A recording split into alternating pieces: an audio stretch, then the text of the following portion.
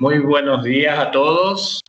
Estamos con un inconveniente técnico de parte de aquí de mi computadora. Mi computadora es demasiado vieja, tengo que actualizarla y espero que después de Semana Santa ya pueda actualizarlo. Tengo antes no quiero comprometerme porque puede que no consiga y no quiero faltar a mi palabra. Javier, lo que hicimos es que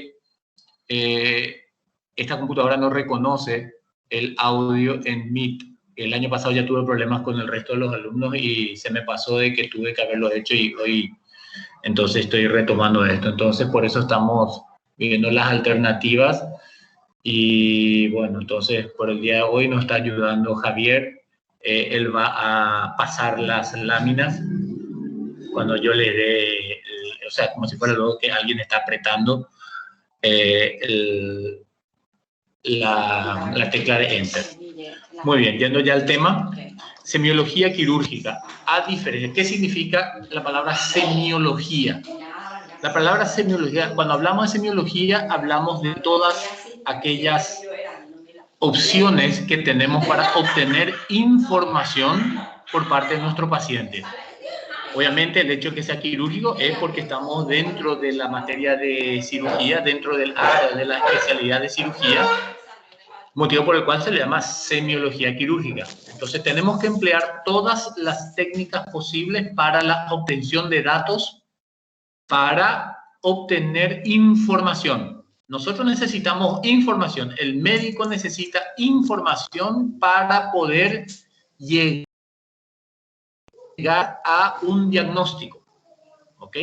Si no tenemos información, difícilmente podamos llegar llegar al diagnóstico y obviamente a partir de allí hacer el tratamiento apropiado. Obviamente algunas veces al ver uno ya hace el diagnóstico. Si es que tiene una uña encarnada, por decirlo, hasta el paciente mismo viene y dice, mira doctor, tengo mi uña que está encarnada, si me puedes hacer el tratamiento.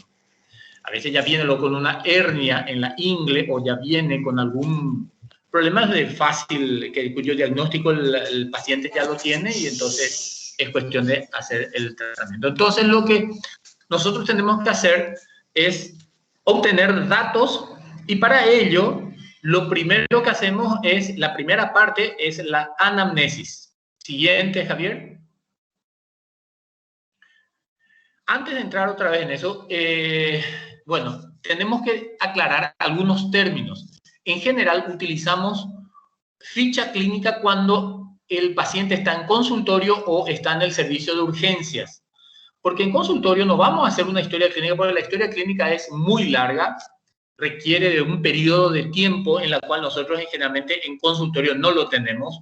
En algunos hospitales está totalmente establecido que no debe durar más de X minutos la consulta y que hay inclusive, no diría sanciones, pero sí llamadas de atención cuando los médicos demoran más tiempo, no tanto en nuestro país, pero sí en otros países que tienen 10 minutos, 12 minutos, 15 minutos, 9, etcétera, dependiendo de cada institución.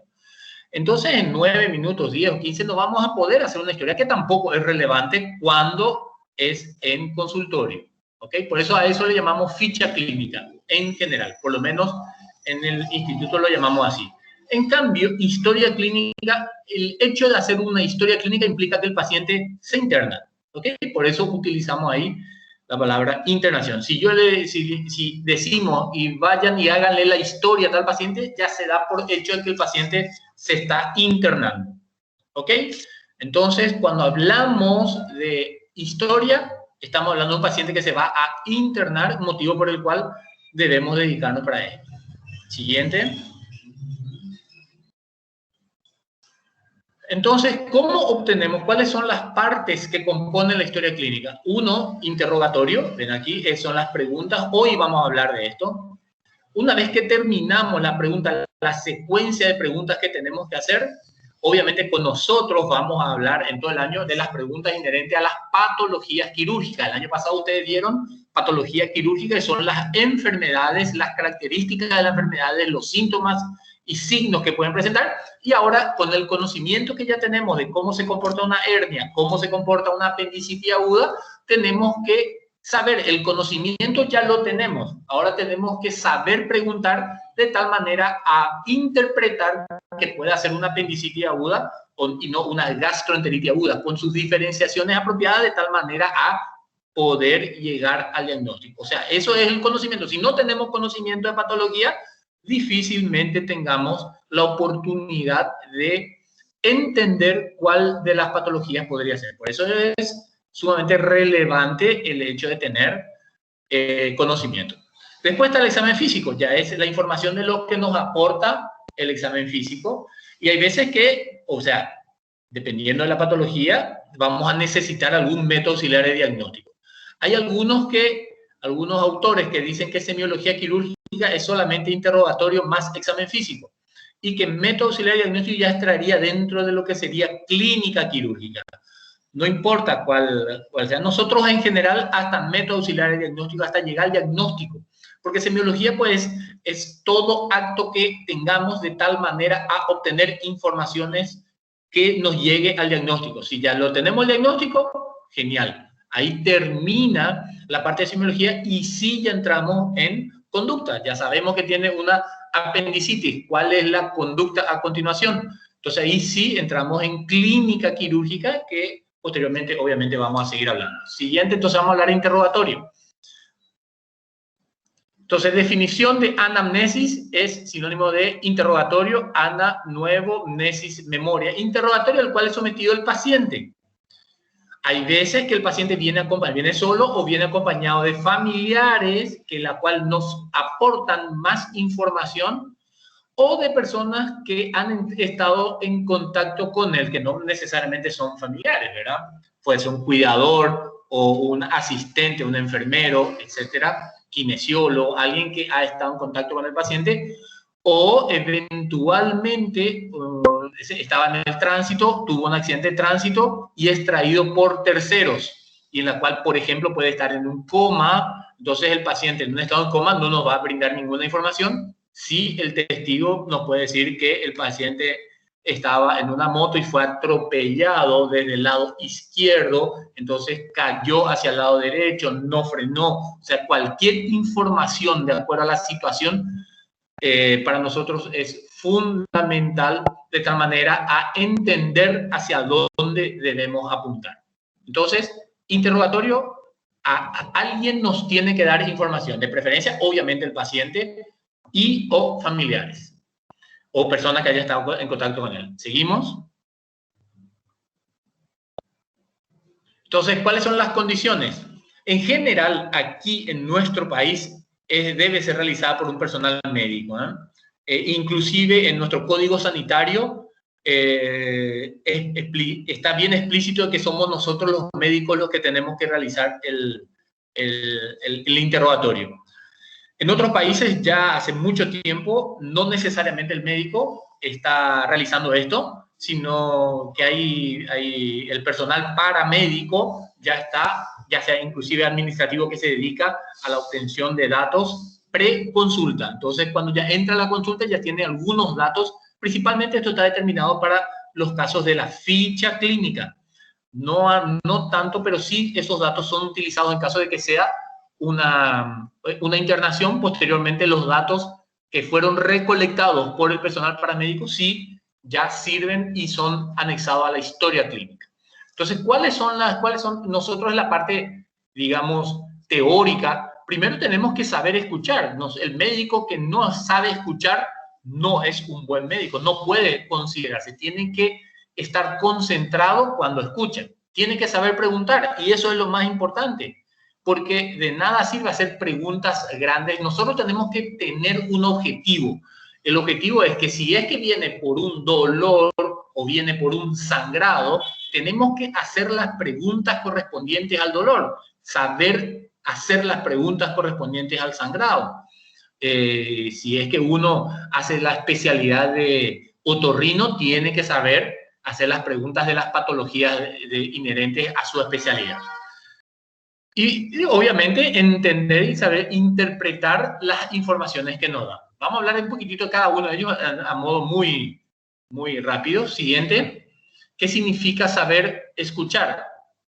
Saber escuchar concentrado, ya le dije, dejar que el paciente hable de forma espontánea, respondiendo a las preguntas originadas por el médico. Vamos a ver que lo primero que tenemos que hacer es, ¿por qué usted está aquí? ¿Qué le trae? Ese es el motivo de consulta. Y el paciente nos tiene que decir, ¿ok? Pero dejarle que explique el motivo el cual está enfrente a nosotros, ¿ok? Entonces, saber escuchar, tiene que decirnos. No es tampoco dejarle mucho tiempo, tampoco tenemos que saber entender hasta dónde va la pregunta que nosotros le hicimos, porque el paciente hay veces que demasiado ya quiere hablar y es una forma también del paciente de expresarse y nosotros tenemos que saber cortar. Siguiente, saber preguntar. A las preguntas inherentes está muy relacionado al conocimiento de la patología. A ver si avanzamos. Siguiente. Ahí, saber preguntar. Primer detalle, no inducir una respuesta. Saber preguntar, no le podemos decir a nuestro paciente, fíjense ustedes, le decimos, usted dijo que le dolía la cabeza, ¿verdad? Aquí es donde le duele, ¿entienden? Entonces es muy raro, no es que sea muy raro, sino es muy específico, el paciente le va a decir, no es que me duele aquí al otro lado, un poquito más arriba, un poquito más abajo. Pero no tenemos que decirle nosotros nunca, inducirle y decir, y es muy común que utilicemos la palabra, ¿verdad? Es así que usted dijo, ¿verdad? No, nosotros podemos decir, usted había dicho que, dijo esto, ¿es así? Entonces que el paciente nos diga lo que nosotros le preguntamos, ¿ok? Saber preguntar significa, ¿le duele? ¿Dónde le duele? ¿Dónde en qué parte del organismo, qué parte de la mano, qué parte del abdomen? Eso significa saber preguntar. En cuanto al interrogatorio en sí, es inherente al dolor. Usted había dicho que le dolía aquí. ¿Es así? No utilizar la palabra verdad, porque la mayoría de los pacientes no necesariamente te van a decir, si no es tan diferente, la mayoría de veces te van a decir sí. Al médico le dicen que sí, prácticamente todo. Entonces hay que saber preguntar y también está inherente a la patología, no ir a hacer otras preguntas no relacionadas al motivo de consulta, al inicio. Después, si es necesario obtener alguna otra respuesta, claro que tenemos que preguntar. Siguiente, saber conducir. Conducción significa que tenemos que tener una línea. Siguiente, Javier, significa que tenemos que tener un horizonte. Si bien es cierto, tiene que de forma espontánea seguir una secuencia en el cuestionario, que eso es lo que es lo que vamos a aprender. No podemos hacer preguntas, no debemos hacer preguntas aleatorias. Tenemos que hacer preguntas inherentes en las cuales tenemos ya prácticamente dentro del contexto de interrogatorio un segmento en el cual yo digo ping-pong. Ping-pong significa, ¿tiene esto? Sí. ¿Ha tenido esto? No. ¿Tuvo esto? Sí. No. Esa es la secuencia en el cuestionario. Entonces tenemos que saber entender y generalmente cuando hablamos de forma espontánea es en la siguiente parte que es antecedentes de la enfermedad actual, que nos relate cuál es el problema que está teniendo el paciente. Que no se extiendan detalles más allá de lo necesario, porque si no se va a extender muchísimo y nosotros tenemos que tener la propiedad de cortar y decirle, no, doña, usted me dijo esto. Saber que tenemos un norte, una orientación nosotros y si vemos que se está yendo por las ramas, bueno, tenemos que reorientar las preguntas para obtener la información que nosotros, porque nosotros queremos información inherente a la causa que originó su consulta. ¿Ok? Siguiente. Saber interpretar. Los pacientes en general vienen con emociones encontradas, con emociones las cuales no quiere, están llorando, puede llorar. O sea, nosotros en esta parte tenemos que dejar de lado lo que decimos emociones. Y aquí, fíjense que entramos en una discusión. Dice, en principio, no creer todo lo que el paciente cuenta. Y entre paréntesis, aunque algunos autores recomiendan lo contrario, creer todo. En general, sucede lo siguiente, y esto lo discutimos mucho en el transcurso de todo el año. El paciente si viene y te dice e inventa una causa en la cual tiene un proceso y se fue, esto generalmente es más que en una consulta médica, en la historia clínica, es en el consultorio, en urgencia, cuando se elabora la ficha clínica y viene el paciente y es un lunes típico, lunes a las 7 de la mañana, ¿cuál es tu motivo? ¿Por qué estás aquí? Porque me duele la barriga. Y comienza el interrogatorio de la barriga. Pero puede ser que ese paciente no tenga nada de lo que dice. El objetivo es que venga a un servicio médico, obtener un certificado de que ha acudido a la consulta y después se va a su trabajo o hace con que al del transcurso de tarde sale del hospital y se va a hacer otra cosa. Entonces el médico, ¿cómo nosotros vamos a tener la certeza de lo que el paciente nos dice? Efectivamente, el paciente tiene ese dolor. Nosotros hacemos todo el cuestionario, me duele la barriga, dónde, cómo se inició, intensidad, y él nos va a ir relatando. Después le hacemos el examen físico y no encontramos absolutamente nada. Pero ¿cómo sabemos si eso es cierto o no? ¿Entienden? Por eso, en general, yo particularmente soy de la línea de que si el paciente inventó todo, no lo vamos a saber. Eso es veracidad. O sea, puede ser que sea falso como puede ser que sea verdadero. Pero como tenemos que partir de algo, si nosotros dudamos y si nosotros creemos que es falso lo que dice, entonces en algunas partes pueden ser falsos y en otras partes puede ser verdadero. Puede ser de que entremos en un desfasaje entre que esta parte de lo que dice, esta parte yo le creo, pero el otro dice, esta parte yo no le creo, esta parte le creo, esta parte no le creo, pero yo creo en esto, pero el colega no cree en lo otro. O sea, entramos en unas inquisiciones que es muy, muy difícil de saber. Motivo por el cual yo particularmente soy de la línea que hay que creer lo que el paciente dice. ¿Ok? De que sea falso o verdadero, podemos nunca saber la verdad. ¿Ok?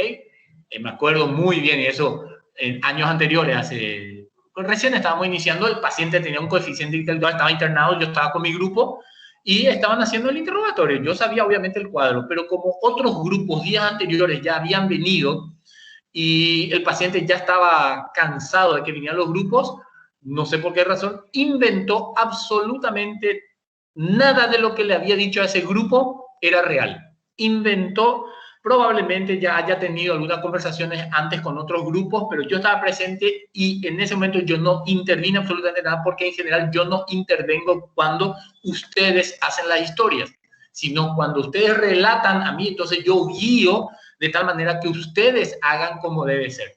¿Ok? Yo les oriento, pero yo no entro en ese momento del interrogatorio a juzgar ni a hacer ninguna evaluación. Lo hago después.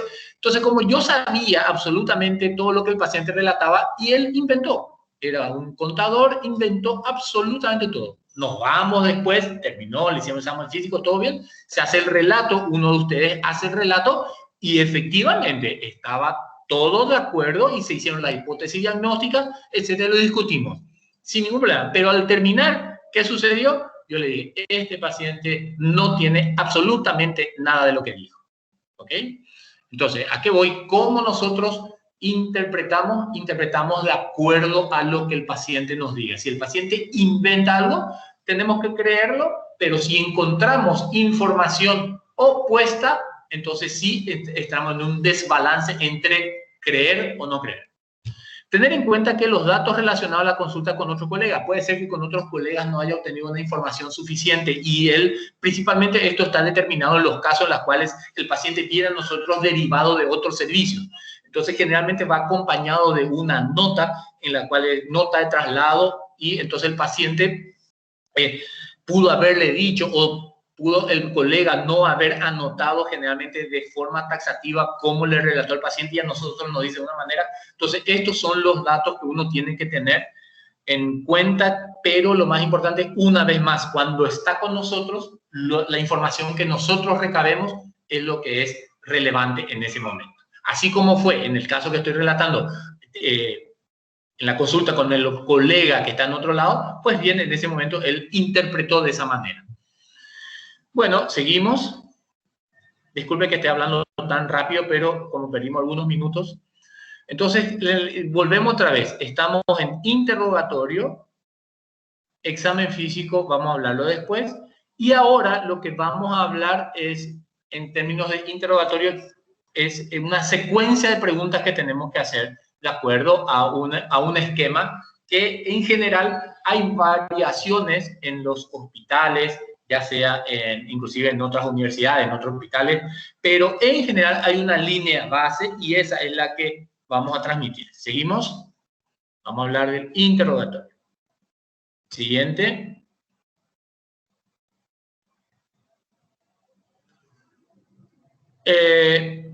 Este no lo vamos a ver aquí, este nada más, en cuanto al examen físico, vamos a pasar nomás. Siguiente.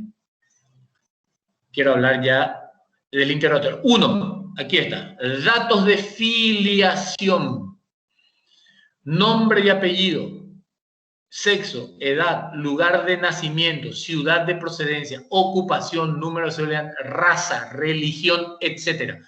Todos estos datos, obviamente, tenemos que consignar. Hay algunas veces que esto ya está informatizado, que cuando viene ya salta directamente en un sistema de información, en un sistema informático, entonces ya está. Pero en general tenemos, y nosotros, como el paciente ya está internado, cuando hacemos las historias clínicas, entonces tenemos que hacerle cuál es su nombre, fulano de tal, ya sabemos obviamente que es masculino, femenino. Aquí sí, hoy en día entramos en cuestiones de género, no vamos a hablar al respecto, no merece edad. Es importante saber, más allá que la edad, es el grupo etario.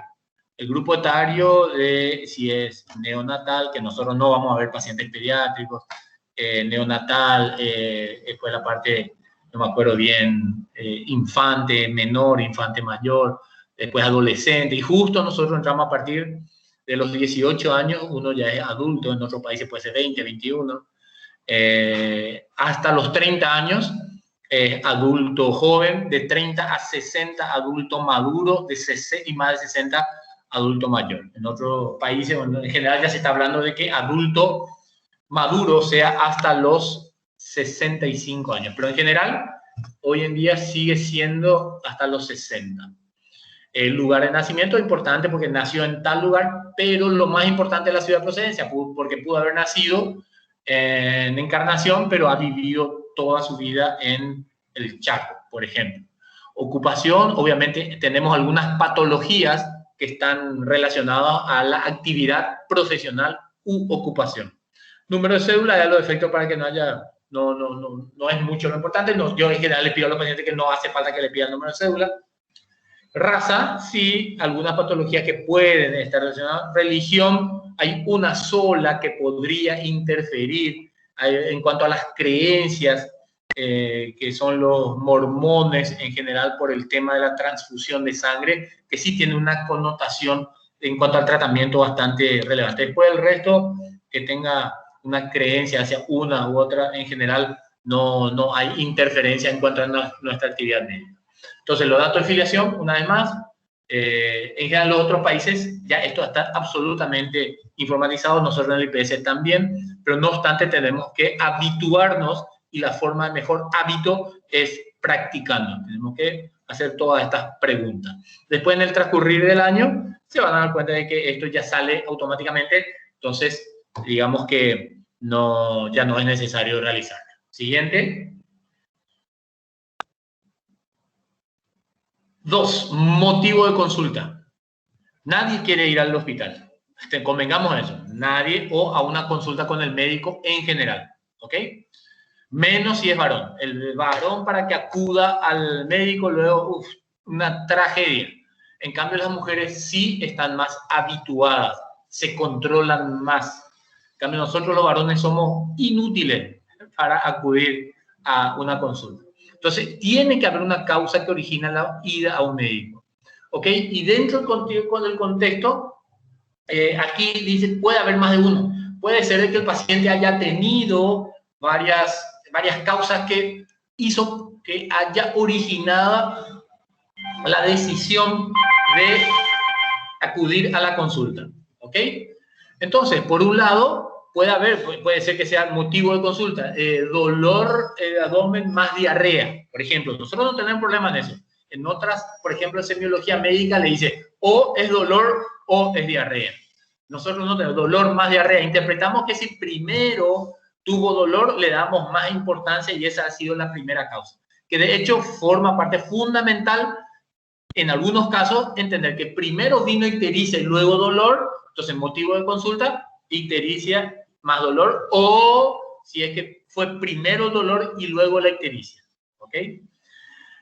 Precisar el momento exacto del inicio de los síntomas. Bueno, esto va más entender el motivo causal, que ha sido el dolor o el sangrado, o en general, esta parte no es que yo voy a hablar de la parte médica en sí, sino es cómo confeccionar buenas historias clínicas, o la secuencia de preguntas, o la secuencia establecida de tal manera que tengamos una, dentro de lo que previamente habíamos dicho, entender una lógica de cuál fue la sucesión de hechos. Entonces, vino, sabemos quién es ya el paciente que está enfrente nuestro y por qué está aquí. Siguiente.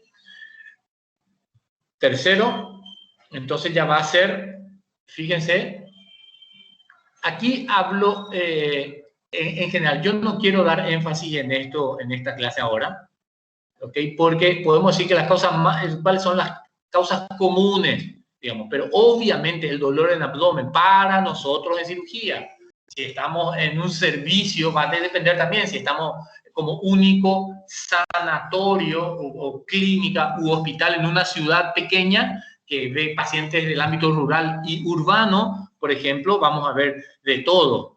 ¿Qué significa todo? Vamos a ver desde un dolor de cabeza, cefalea, hasta pacientes pediátricos y pacientes ancianos, borrachos, etcétera, que vienen a la consulta. Entonces, dependiendo del servicio donde uno está, entonces sí va a tener algunos motivos de consulta diferentes. Pero si estamos nosotros en un servicio de cirugía específicamente, las cuales somos nosotros los cirujanos, entonces la causa más común efectivamente es dolor abdominal. Siguiente. Esto obviamente se van a ir hablando de motivo de consulta. Si es en tórax, puede haber disfagia, disnea. Nosotros diferenciamos aquí tórax de mama, por más de que las mamas están en el tórax, digamos que lo dejamos al lado en una especialidad y de hecho tórax en otra especialidad. Entonces, en el transcurso de la práctica vamos a ir viendo que efectivamente hay una diferenciación en términos de tórax, y dentro de tórax, a su vez, diferenciamos lo que sería el aparato respiratorio y el aparato cardíaco, cardiocirculatorio. ¿Ok? Siguiente. Si es en el cuello, recuerden que hay afecciones quirúrgicas en el cuello, abdomen, orificial. Siguiente, no, esa parte no es que sea relevante en este momento, porque la idea es la historia clínica. Después están los síntomas generales, ¿verdad? Fiebre, no vamos a tener fiebre, por más que tenga un problema del cuello, podemos tener fiebre. Si hay un problema torácico, puede tener fiebre, etcétera.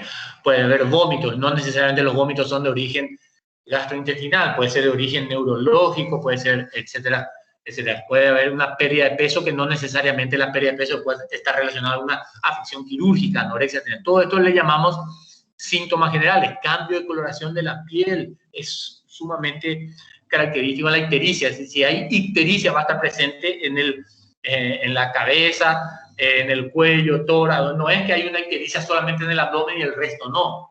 Entonces, estos son síntomas generales. Siguiente. Entonces, después ya nos vamos a la siguiente fase, que es antecedentes de la enfermedad actual. El paciente nos tiene que relatar, y esta es la parte más importante de la historia clínica. ¿Ok? El éxito de la historia radica en esto: antecedentes de la enfermedad actual. ¿Ok?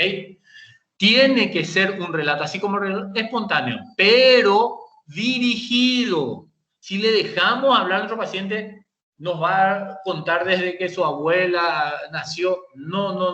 Tiene que ser, nosotros tenemos que saber hacer las preguntas relacionadas a la forma, a lo que el paciente nos vino diciendo desde el origen, desde el motivo de consulta. ¿Ok? Entonces, para hacer una buena historia clínica, esto necesitamos una clase específica. Yo les voy a orientar en la siguiente clase o sea, de hecho, esta vez tengo que hablar con el doctor Ruiz Díaz, porque el martes me tocaba hablar específicamente de esta parte, pero el martes no voy a poder. Anoche me confirmaron algo en la cual no voy a poder, entonces tengo que hacer un cambio el martes, pero tengo que hablarlo con el doctor Ruiz Díaz. Pero esta parte, antecedentes de la enfermedad actual, merece un capítulo de video, porque el éxito de una historia clínica, sea la especialidad que ustedes hagan, otorrino, gineco, traumato, cirugía, coloprocto, mama, etcétera, etcétera, una vez que entremos en la forma de hacer una buena historia, radica en la forma de pensar en ese momento. ¿Ok? Entonces, dejámoslo después. Siguiente. Después de método auxiliar, de antecedentes de la enfermedad actual. Siguiente, que ya sería el 4. Antecedentes. Bueno, esto es lo que en general vamos a hablar. Esto es algunos en general y obviamente en particular vamos a hablar en la siguiente clase. Siguiente. Antecedentes de la enfermedad actual, antecedentes de hacer... Todo esto vamos a hablar en la siguiente clase. Siguiente. Siguiente. Esto no nos va a dar el tiempo para hablar hoy. Siguiente. Siguiente. Porque todo esto pertenece a antecedentes de la enfermedad actual. Siguiente. Como verán, le di mucho énfasis a esto. Y ahora el ítem 5 es, una vez que el paciente nos relató el por qué, vino por una razón, me duele la garganta. Muy bien. Obviamente estoy hablando de un ejemplo genérico. Me duele la garganta y ese motivo consulta. Entonces la siguiente pregunta es, ¿cuándo se inició? ¿Cómo? Después ya hay 9 preguntas del dolor que tenemos que saber hacer. Eso es saber preguntar. ¿Cuándo se inició? La intensidad, duración, antecedentes del dolor, si es que tiene factores acompañantes, factores que iniciaron, factores, etcétera. Todo eso es inherente al dolor en sí. Pero una vez que ya terminó esa parte de los antecedentes de la enfermedad actual, yo ya le pregunto, ya quiero saber, ya le quiero conocer a mi paciente. Entonces entramos en antecedentes patológicos personales. ¿Qué enfermedades tiene mi paciente? Esa es la diferencia entre antecedentes de la enfermedad actual, en la cual el problema está, voy a hacer un problema quirúrgico, el problema, motivo de consulta, dolor en fosa ilíaca derecha. Y vamos a suponer que nos orienta hacia una apendicitis aguda. Y en el antecedente de la enfermedad actual, una vez que culminamos en nuestra hipótesis diagnóstica a través del interrogatorio ha sido y pensamos de que es una apendicitis, entonces ahí yo ya necesito, ya sabemos y ya se interna nuestro paciente, entonces a partir de ahí ya nos vamos a conocerle a nuestro paciente. ¿Ok? Por eso comenzamos en antecedentes patológicos personales. Entonces, esta parte es lo que yo llamo ping-pong, en la cual preguntamos, respuesta, preguntamos, respuesta, preguntamos, respuesta, sí, no. Entonces, ¿qué es lo que necesitamos saber en antecedentes patológicos personales? Pregunta, ¿usted es portador de diabetes, hipertensión arterial, alergia, asma? Entonces, le preguntamos, ¿usted es diabético? ¿Sí o no? Te va a responder sí o no. ¿Tiene presión alta? Sí. ¿Tiene alergia? Sí. ¿Tiene asma? No. ¿Entienden? ¿Se realizó alguna cirugía previa? No. ¿Y consume algún medicamento para esto? Entonces, aquí son preguntas específicas en las cuales el paciente no va a decir sí o no. ¿Ok? Es lo que yo llamo ping-pong. Antecedentes patológicos personales.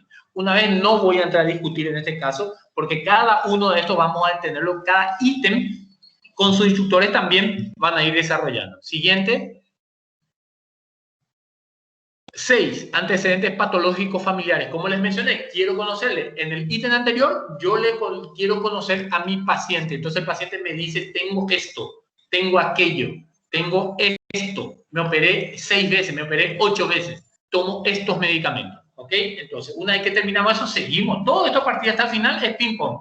Entonces, después ya quiero saber con relación a la familia. Si es algo de familia, inherentes a los padres principalmente. Y para nosotros lo que más nos importa en el contexto de de patologías quirúrgicas es la posibilidad que nuestro paciente tenga alguna neoplasia, ¿ok? Que sea cáncer. Bajo esa premisa, entonces, viendo que el paciente puede tener alguna patología neoplásica, entonces le preguntamos si sus padres han tenido, si es que han fallecido, o han sido operados, o tuvieron, o si están en conocimiento de que tienen. Entonces, su padre está vivo o ya falleció. Generalmente, si el paciente tiene 70 años, 60 años, entonces la chance de que sus padres hayan fallecido aumenta, obviamente. Entonces, ahí pregunta, sí, ya falleció. ¿Y de qué falleció? Le preguntamos. De ACV. Ah, ok, desechamos. No hay, al ACV no necesariamente, no sabe si es que tuvo algún problema tumoral, algún cáncer. No tuvo nada. ¿Y su mamá? Sí, mi mamá también falleció, pero falleció de estando dormida en la cama. Entonces, no hay en ese caso la probabilidad de que sea cáncer, de que por lo menos historia de los padres que hayan tenido alguna neoplasia. ¿Ok? ¿Se dan cuenta? Eso es. Ahora, en los otros servicios, las otras especialidades sí le piden principalmente semiología médica si los padres también han tenido ACV, diabéticos, etc. Nosotros somos prácticos y nos vamos directamente al grano. Siguiente, séptimo. Entonces, ahora ya quiero saber cómo funciona su organismo. Y a eso nosotros llamamos hábitos fisiológicos. ¿Ok? Y en este nos enfocamos en dos. Uno es el hábito urinario y el otro es hábito defecatorio. ¿Ok? Hay un tercer hábito que es el alimentario. Yo particularmente, con relación al alimentario, si el paciente le veo extremadamente caquético, entonces ahí sí eventualmente de hecho vamos a preguntarle cómo ha sido y por qué está en esa condición, ¿ok? O puede ser extremadamente obeso, entonces se interpretaría las características de la misma. Pero yo particularmente no doy énfasis alimentario y después en el transcurso de las siguientes clases les voy a ir diciendo el por qué. Entonces, uno tiene que saber preguntar aquí en el hábito. Entonces, el hábito es la prosecución, es la repetición, el hábito de cepillarse los dientes de forma diaria al levantarse. Eso es un hábito. Se levanta, dormimos a la noche, a la mañana nos levantamos y nos vamos al baño, miccionamos y nos lavamos la cara y nos cepillamos los dientes. Pero eso es un acto el día de hoy. Mañana voy a hacer lo mismo, es otro acto, ¿ok? Entonces, el hábito es la repetición, la secuencia de cada acto. El hábito de tomar tereré es un hábito en general, pero el acto hoy, ahora estoy tomando tereré. Mañana voy a tomar, esta noche voy a tomar. Entonces, la repetición de la misma es lo que hace con que a eso le llamemos hábito. Entonces, lo que nosotros tenemos que preguntar en el hábito urinario son dos cosas. Una cosa es cómo se produce cada acto. Y dos, si es urinario, es el producto que se llama orina. Y ustedes van a ver, y hago ya la aclaración desde hoy, día 1 de nuestra clase, que van a ver y van a preguntar cómo está la diuresis. No es sinónimo, señores. Todos aquellos que hablan de diuresis, ¿cómo está la diuresis? La diuresis es una cosa en la cual la definición de la diuresis es formación de orina, transformación de la sangre en orina. La diuresis se forma en los glomérulos renales y se acumula el producto llamado orina que transcurre a través del uréter en la vejiga. O sea, en este momento, desde hace 40 minutos que comenzó la clase, a todos ustedes que veo que son 152 y yo 153, más Javier que está ahí, puede ser que sea uno de ellos también, que es el funcionario administrativo, todos nosotros en nuestros glomérulos renales se ha formado orina. O sea, eso es diuresis. Nosotros no tenemos control, no tenemos forma. La diuresis siempre está presente a no ser que el paciente tenga una insuficiencia renal crónica. Pero lo que nosotros tenemos que preguntar no es de la diuresis, siendo que la diuresis se forma nomás luego. Yo no le voy a preguntar a ustedes cómo estuvo la diuresis durante la clase de semiología quirúrgica o cómo estuvo la diuresis ustedes en el transcurso de la mañana. ¿Ok? Lo que nosotros necesitamos saber es el acto urinario. Entonces, para saber lo relacionado a cada acto, nosotros tenemos que interpretar de que cada acto, cómo se da inicio, cómo progresa y cómo finaliza. Si es que hay un chorro posmisional, si es que hay un esfuerzo para dar inicio, para dar continuidad, si hay dolor en el momento del acto urinario, etcétera, etcétera. Es mucho más frecuente en los varones que hay un trastorno del acto urinario. ¿Por qué? Por la extensión de la uretra, porque hay factores que pueden originar que haga con que haya un trastorno de la micción. Micción, ¿ok? Eso es una cosa. El acto por el cual, la micción es el acto por el cual sale del organismo el producto llamado orina, ¿ok?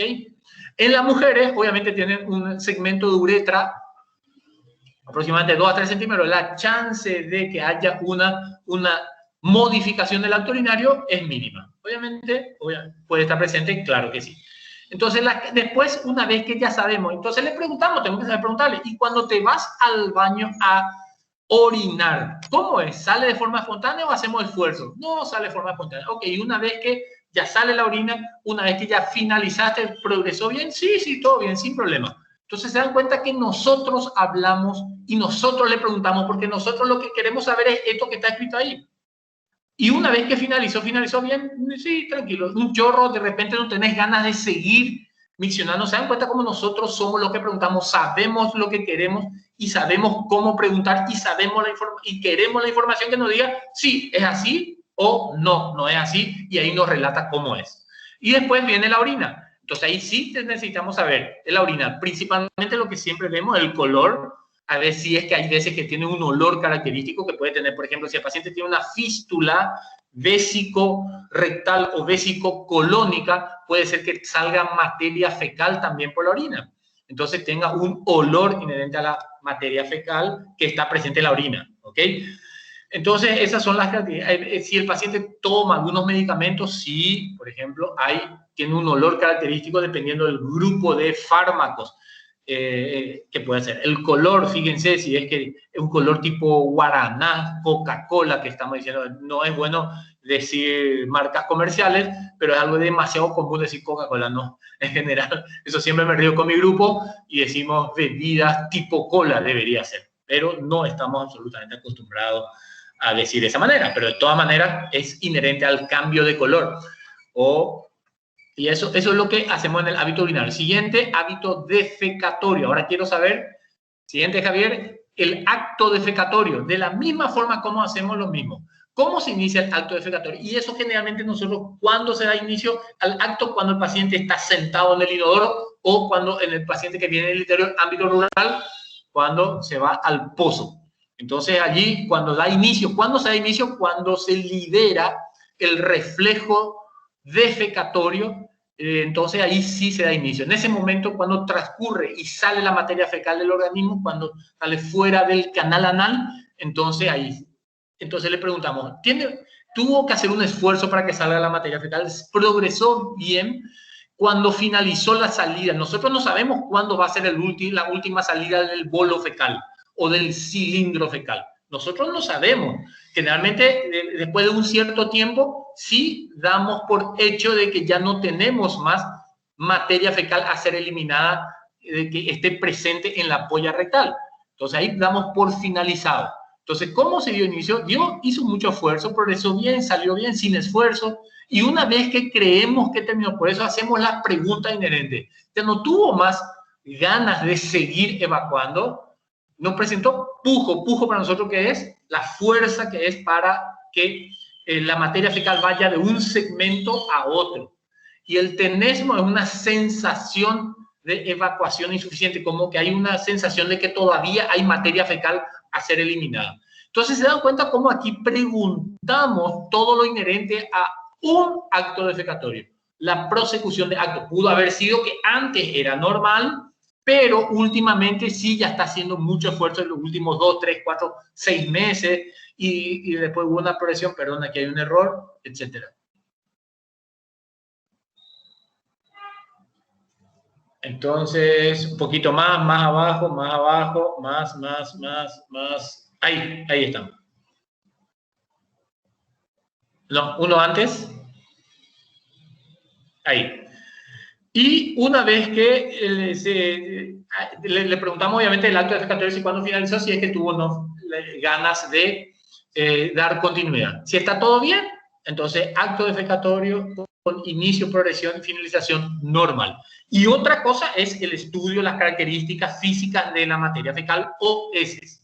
Entonces, para ver la forma, normalmente forma cilíndrica, sólidas, hay veces que se mantienen muy líquidas, a eso le llamamos diarrea, y hay una variación entre liquidez y solidez, hay una variedad infinita, muy grande, entonces a eso le llamamos a veces, está un poquitito como una masa en la cual no tiene, digamos, bordes bien definidos. El color de la materia fecal normalmente, habitualmente está relacionado a las características alimentarias de 24 horas antes, de 6 horas antes, de 48 horas antes. Si comió mucha carne, probablemente sea un poquito más oscura, y así sucesivamente. El color habitualmente es un color amarronado, una variación de marrón claro a marrón oscuro. Generalmente nosotros nos interesa si es que está los dos extremos, si es que está muy oscuro, que puede ser inclusive negro, bleque, o si está un poquitito claro, o lo que nosotros llamamos hipocolia o acolia, en la cual color humo, color blanco prácticamente. Y eventualmente si es que tienen la materia fecal rodeado de sangre o a veces de moco, etc. Entonces se dan cuenta como una cosa es el acto, porque puede tener un acto defecatorio muy malo, ¿ok? Pero puede tener materia fecal normal o viceversa. Puede tener un buen acto defecatorio, pero había sido lo que sale es de color blanco. ¿Entienden? Entonces, una cosa, uno saber preguntar, nos interesa saber las dos cosas. Y en este caso, la frecuencia del acto defecatorio normal lo habitual es que haya una vez cada 24 horas y normal se considera cada 48 horas. O sea, una persona que se va de cuerpo, nosotros habitualmente preguntamos, ¿y cómo se va usted de cuerpo? Un término coloquial, no médico, absolutamente, pero cuando nosotros hablemos en semiología en clínica tenemos que hablar con los términos apropiados. Entonces, la frecuencia de cada acto defecatorio normal puede ser considerado hasta 48 horas. Más de 48 horas con una frecuencia de 72 horas, entonces sí, ya estamos hablando de estreñimiento. Constipación no es sinónimo de estreñimiento. Estreñimiento sí podemos decir que es un acto defecatorio cada 72 horas o más. ¿Ok?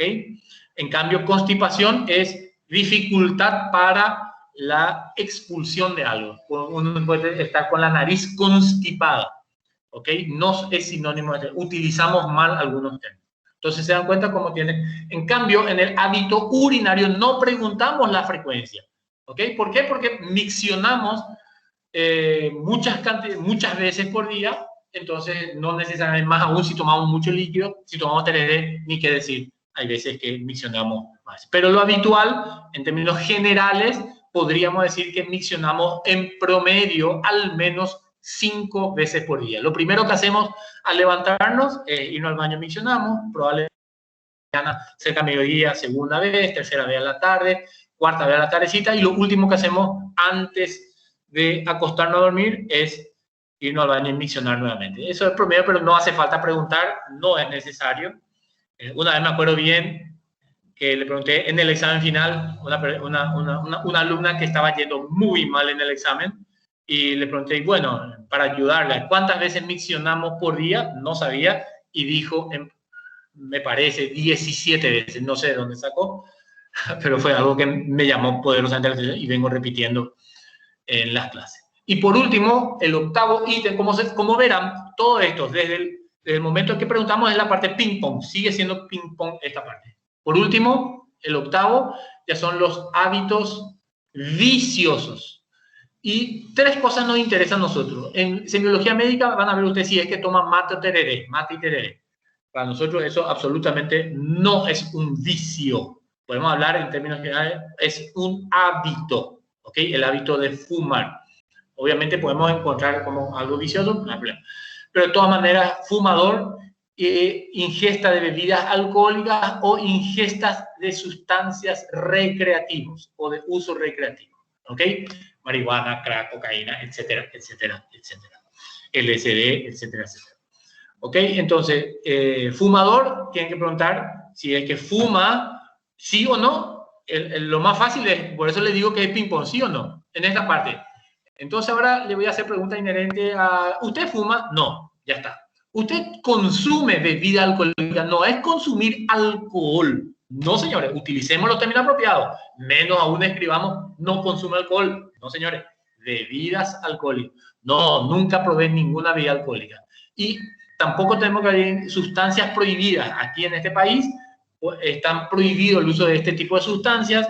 En otros países ya se está liberando cada vez más el uso de algunas sustancias. Entonces no son usos de uso prohibido, entonces de uso recreativo. Entonces usted consume marihuana, cocaína.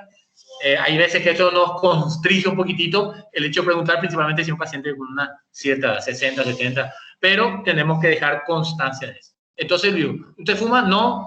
¿Consume bebida alcohólica? No. ¿Consumiendo? No. Entonces se dan cuenta cómo en 3 segundos finalizó esta parte. Ahora, si te dice que es fumador, sí, ok, tenemos que saber qué fuma, cigarrillos o cigarro, ok. ¿Es cigarrillo? Si es cigarrillo, cigarro, ¿cuántas veces por día? Las características del cigarrillo. Esto vamos a hablarlo posteriormente en otra clase. Y si es bebida alcohólica, si es bebida alcohólica fermentada o bebidas alcohólicas destiladas, porque es una variación sumamente relevante en términos de las características, de la cantidad, principalmente la cantidad de alcohol que tiene dicho producto. Y obviamente si es marihuana, cocaína, etcétera, las características las mismas bajo qué circunstancias, etcétera. Siguiente, por último, última lámina. A tener en cuenta, siguiente, pararse a la derecha de la cama, como los pacientes están internados, siempre. ¿Por qué? Porque después del examen físico vamos a hacerlo siempre, estamos a la derecha. Principalmente si el paciente tiene una cierta edad, es mayor que nosotros o de la persona que está haciendo la historia, tratarle de usted. Recordar hablar citando su nombre, doña María, don Juan, don Pedro. Respeto al pudor del paciente, esto principalmente para el examen físico, respetar absolutamente siempre, esto es una condición sine qua non. Evitar interrupciones, llamadas telefónicas, entrada de otras personas, etcétera, etcétera, etcétera. Bueno, esto es lo que tenía para hablar el día de hoy, un pantallazo bastante, vamos a ir desarrollando en el transcurso de las clases, como les mencioné, probablemente el próximo jueves vamos a hablar y el martes vamos a ver con el doctor Ruiz Díaz a ver si es que puede, si es que alguien puede dar otra para adelantar, y de forma específica vamos a hablar el próximo jueves de antecedentes de la enfermedad actual y la forma de hacer una historia de cómo elaborar esa parte antecedente de la enfermedad actual. Porque verán que después, antecedentes patológicos personales, antecedentes patológicos familiares, antecedentes, perdón, ahí me salté nomás, eso es, antes antecedentes patológicos personales, están antecedentes remotos de la enfermedad actual. Obviamente, después de antecedentes de la enfermedad actual, hábitos fisiológicos, dentro de ese contexto, hábitos urinarios, hábitos de feria y los hábitos viciosos, todo eso es lo que yo llamo ping-pong. Me pregunta si tiene, eso es sumamente rápido y en 2 minutos, una vez que tengamos la forma de hacer la pregunta, ya finalizamos nuestra historia. En cambio, antecedentes de la enfermedad actual, ese es el punto y es la esencia de toda historia. ¿Ok? Bueno, damos por finalizada esta clase, pero todavía no creo que solucionemos para el próximo jueves el tema de mi computadora. Vamos a intentarlo, pero no obstante, vamos a hacer probablemente de esta manera. Si es que hay algunas preguntas, vamos a ver. Hijo. Profe, yo tengo una pregunta. Profe, si quieres saber nomás cómo vos marcaste algunas diferencias con la pueden Hola, el profe no te escucha. Pueden hacer las preguntas a mi mail, Hugo Molina, sin S, hugomolinainfran@hotmail.com. ¿Ok? hugomolinainfran@hotmail.com.